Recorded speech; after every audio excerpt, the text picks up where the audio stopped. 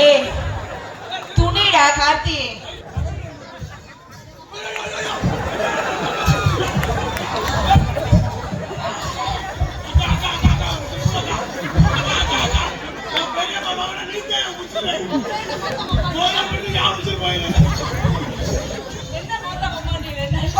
அவனுக்காக கண்டுபிடிச்சு உனக்கு நீங்க இப்படிலாம் குழப்பிச்சா தங்கச்சி நான் வரும்போது வீட்டுல கலட்டி வச்சுட்டேன். கலட்டி வைக்கிறதுக்கு அது என்ன வேற எது திருச்சியில வச்சுக்க அடி வச்சு போயிருக்காங்க.